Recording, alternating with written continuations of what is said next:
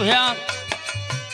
जौन दिन परमपिता परमात्मा का बुलावा आ जाई हाँ वही दिन ये आत्मा ये शरीर के छोड़ दे और घर परिवार में शोक छा जाला। लेकिन निर्गुण के माध्यम से बतावत लग घरवा में अगिया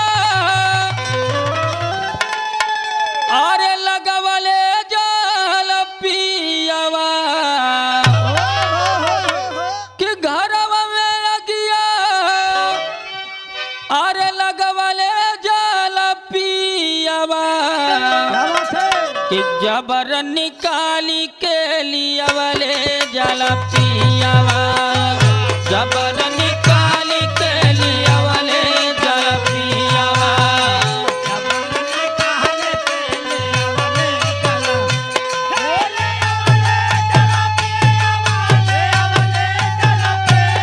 क्या बात है क्या बात है।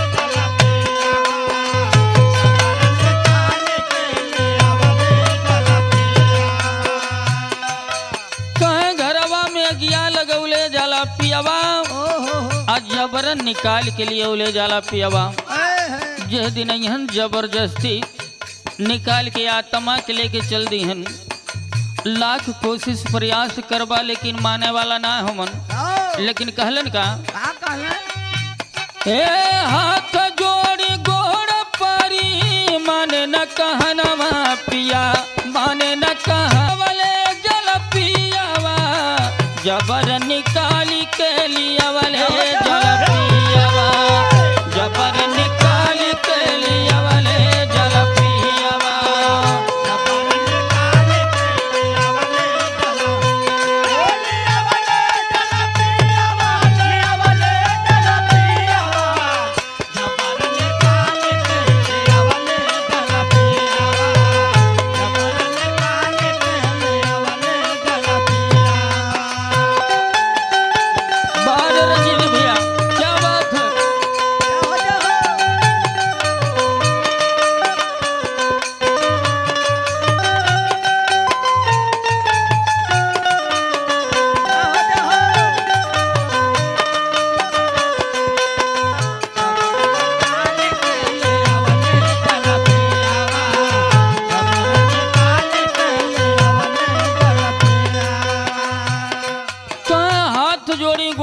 माने न कहनवा पिया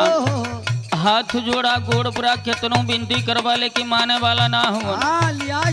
घर परिवार से सबसे नाता तोड़ के लेके चल दी है। तो अगली लाइन में होला का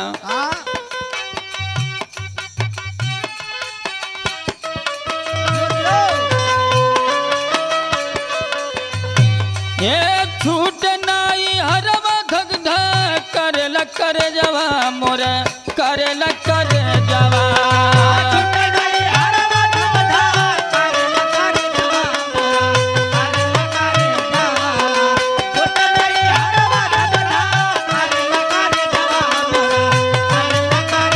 ये भैया इन नैहर नगरी छोड़े में बड़ा कष्ट होला। इन नैहर नगरी जब छोड़ के जाए के होला तो ये जौन हो कि करेजा धक धक कराला क्या आखिर वहां जाके जवाब का देवे के होई। ए छूट नाई हरवा धक धक करेला करे जवा मोरे करेला करे जवा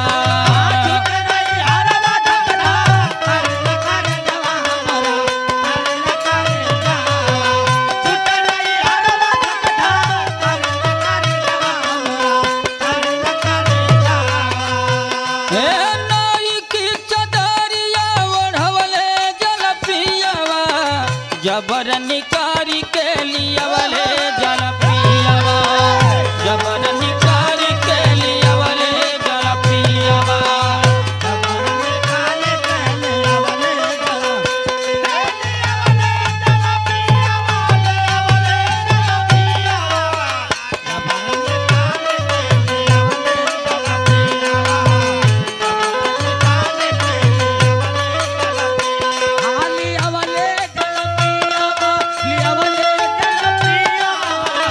जबर निकारी के लिया वाले जल पियावा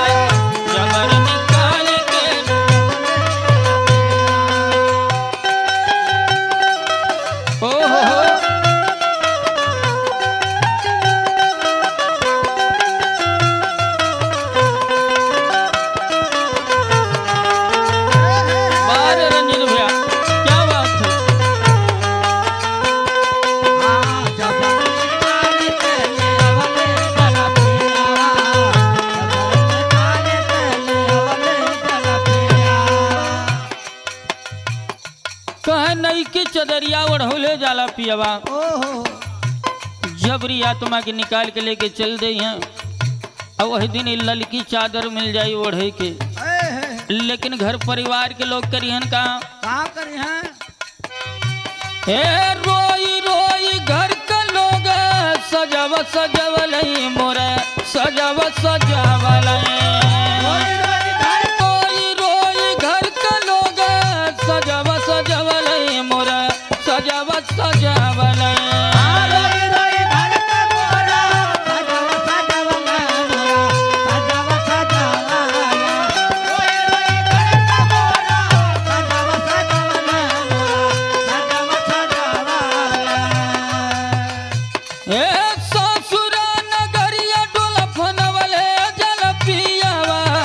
जबर निकाली के लिया वाले जल पियावा जबर निकाली के लिया वाले जल पियावा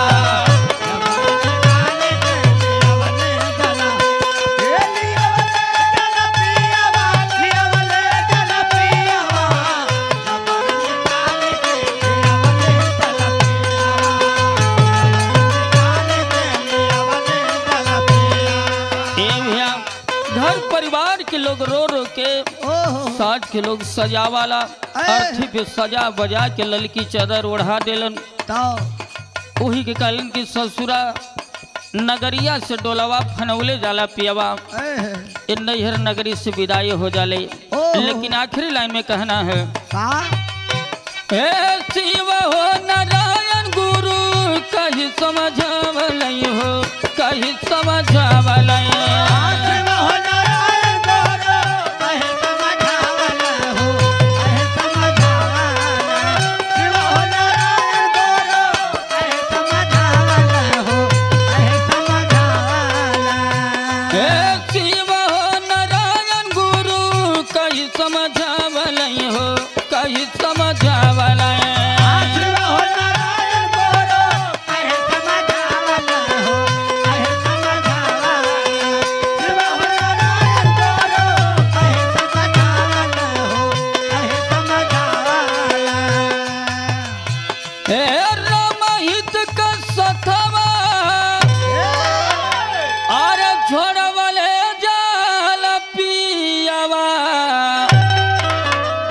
जहाँ बरन निक